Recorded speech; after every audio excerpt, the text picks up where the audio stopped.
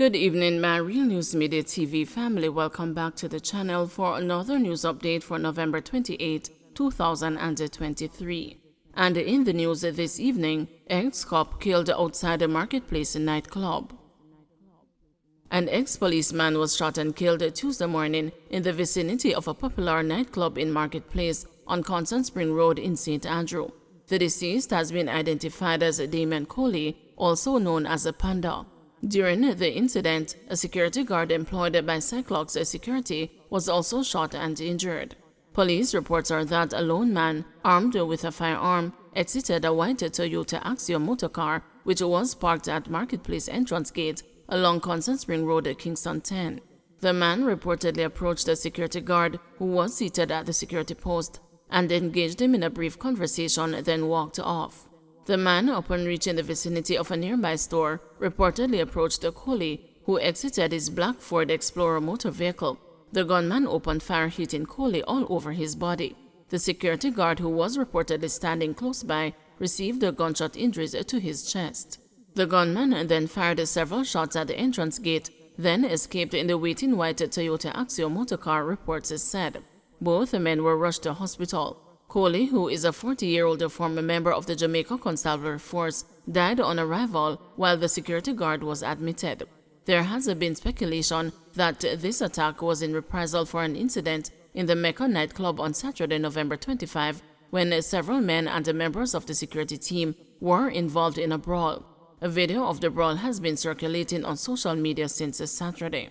A police source told the news that it was too early in the investigation to ascertain whether the murder is connected to the brawl. Police searching for Haitians who fled abandoned boat in Long Road, Portland. The Portland police are now searching for a group of Haitians who landed at Long Road Beach late Sunday night and fled. Police sources told the news that they managed to flee the area with the help of a Haitian man who has been living in St. James for more than 2 years. It was indicated that a taxi with that man and 8 Haitians from the abandoned vessel were intercepted in a taxi near Hope Bay in Portland sometime on Monday evening. They were taken into custody. It is still not clear how many Haitians landed in Long Road. According to the police, several items of clothing belonging to male and female adults, along with children, were discovered in the 28-foot sailboat. The police are searching across the parish to locate the Haitians. Meanwhile, the vessel was set ablaze by a team from the local health authority in the parish. Former Manchester Deputy Superintendent of Roads loses appeal against the fraud conviction. Sanjay Elliott, the former Deputy Superintendent of Roads, convicted in the Manchester Municipal Corporation multi-million-dollar fraud saga, has lost his appeal.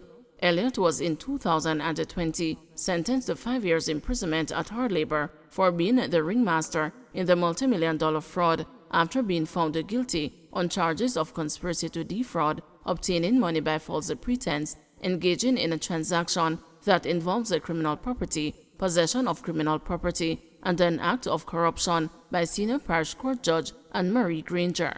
Judge Granger, prior to sentencing, said there was clear evidence that Elliott fleeced more than $40 million from the municipal corporation, and that the sentence should reflect the egregiousness of his actions and serve as a deterrent to possible offenders.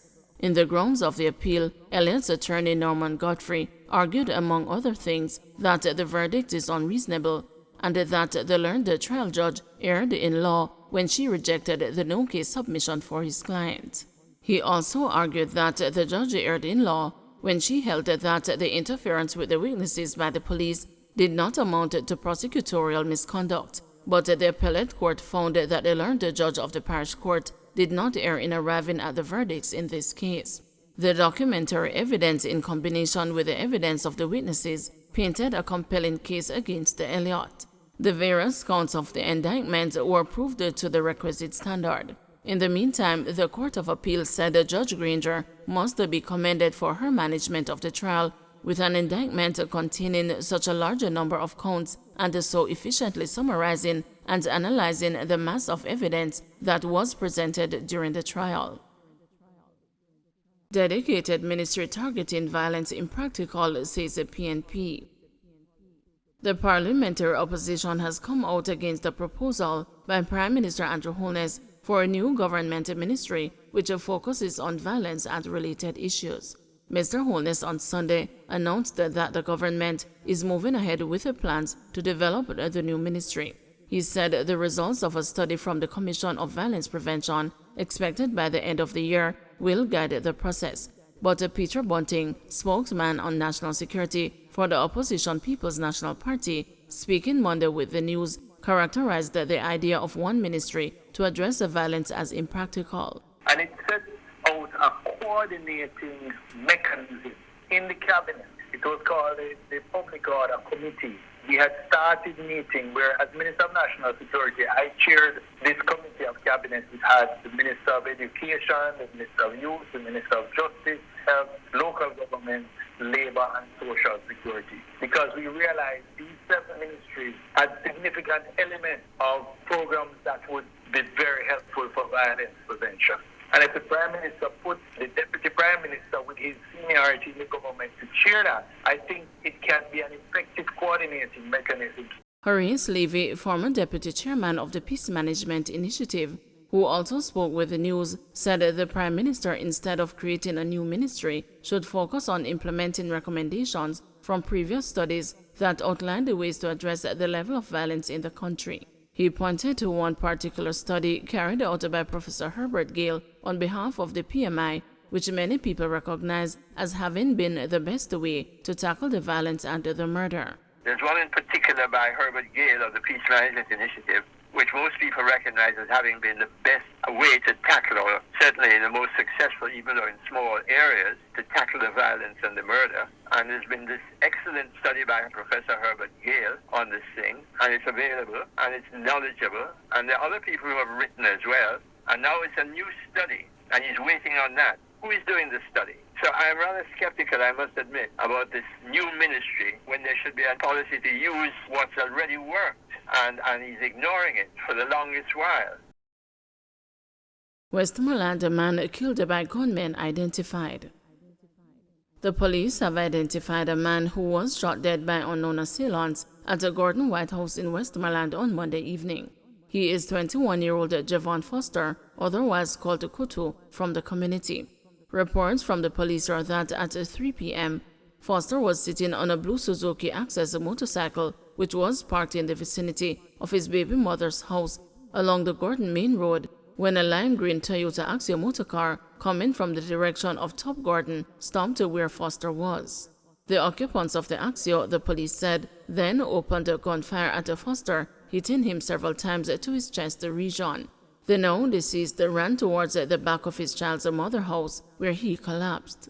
The lime green motorcar reportedly then sped off in the direction of Upper Gordon. Foster was assisted to the Black River Public General Hospital by citizens, where he was pronounced dead. Investigations are ongoing.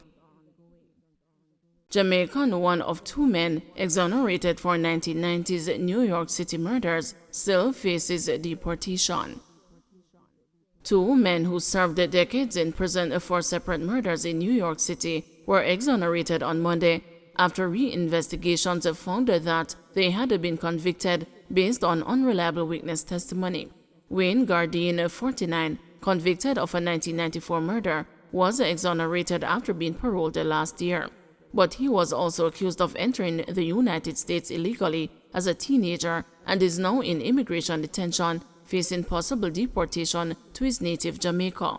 Gardine was 20 when he was arrested for the fatal shooting of Robert Mickens, who was shot nearly a dozen times. His conviction was vacated after the re-investigation from the district attorney's office and the Legal Aid Society found that a single eyewitness who testified at the trial had pinned the killing on Gardine to please his own drug boss, who was friends with the victim.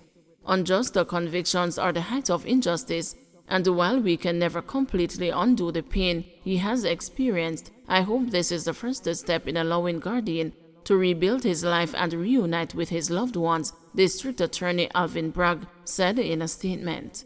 Gardine was paroled last year after a total of 29 years behind bars, but is now in immigration detention in upstate New York and facing possible deportation.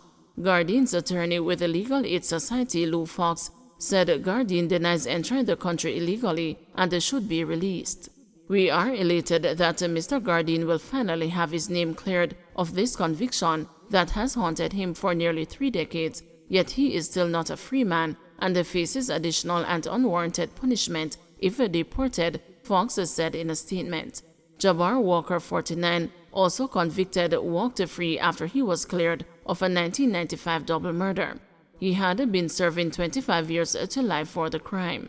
Walker, who was represented by the Innocence Project, was 20 years old when he was arrested for the shooting deaths of Ismael de la Cruz and William Santana Guzman.